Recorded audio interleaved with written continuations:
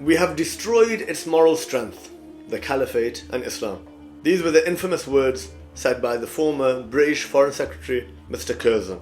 From an era of enlightenment, political justice, military superiority, technological advancement, how is it that the Khilafah system, which existed for over 1300 years, met its final fate on the 3rd of March 1924? How was the Khilafah destroyed? There are a few points around this. Number one, internal issues.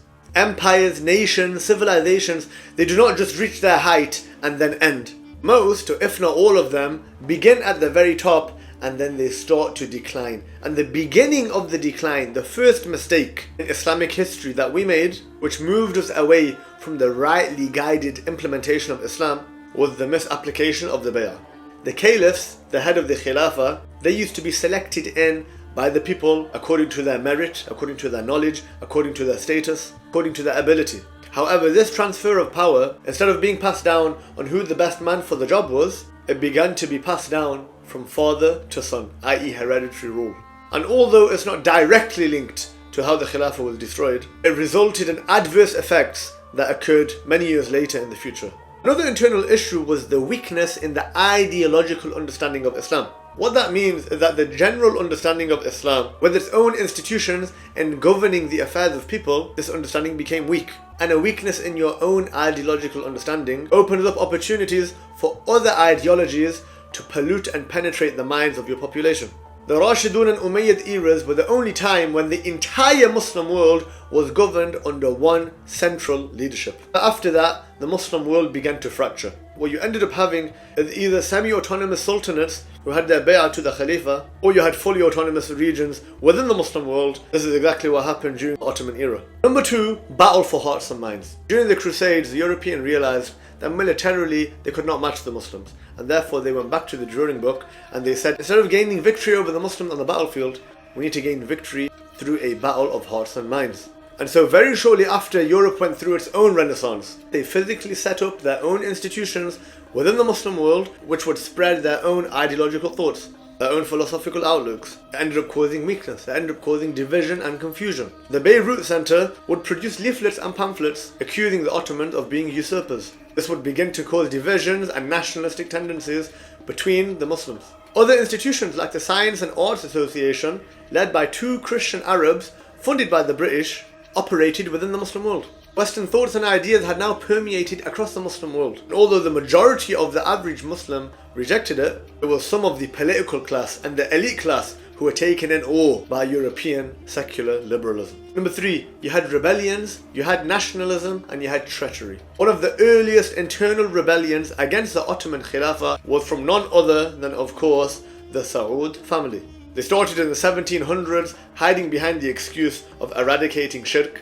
The Saud family rebelled against the Khilafah several times, committing numerous crimes against Muslims in the process. And although the Ottomans did not have authority over Najd, it was the Najdi Saud family who actually attacked Ottoman lands. They were heavily supported and funded by the British. In fact, in 1915, the Saud family and the British, they signed the Treaty of Darren, whereby Britain would recognize Saudi legitimacy over Najd and then later the Hijaz.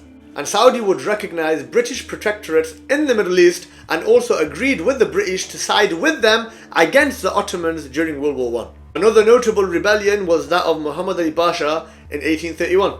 He was the Ottoman governor of Egypt who, after being supported by the French, rebelled against the Ottomans. His rebellion was defeated a decade later. And finally, of course, you had the Arab revolt during World War I, directly overlooked by the British diplomat and officer Mr. Edward Lawrence, the man who supported the governor of Hijaz, Sharif Hussein, to rebel against the Ottomans and declare independence from them in 1916. And lastly, of course, you had colonization and the military defeat. Before the 1800s, the Europeans were only able to infiltrate and eventually colonize parts of the Muslim world that were outside the direct rule of the Ottoman Khilafah, like Mughal India, West and Central Africa. But now, after instilling their thoughts, after injecting their division, and after appointing their own traitors from within, they were able to strike the final blow in the form of direct military colonization. France was able to snatch away Algeria, Syria and Lebanon from the Ottoman Khilafah. Italy took Libya. Greece announced independence. The Balkans were lost. The Arabian Peninsula rebelled. And of course Britain directly colonized Egypt, Yemen, Palestine, Sudan, Iraq, and split up the rest of the Muslim world during the Sykes-Picot Agreement in World War I.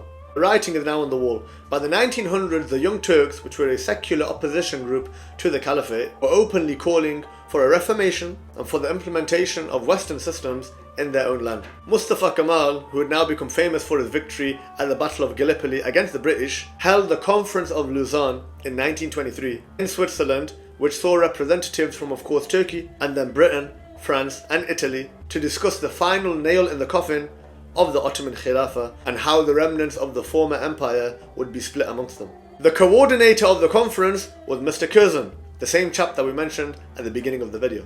On the 3rd of March 1924, the Ottoman Caliphate was officially abolished and Mustafa Kemal became the first president of the newly formed Republic of Turkey. He shut down religious courts and madrasas. He banned the wearing of the fez and he banned the Arabic script. The hijab was banned in certain places. And he banned the adhan in Arabic, amongst many other things.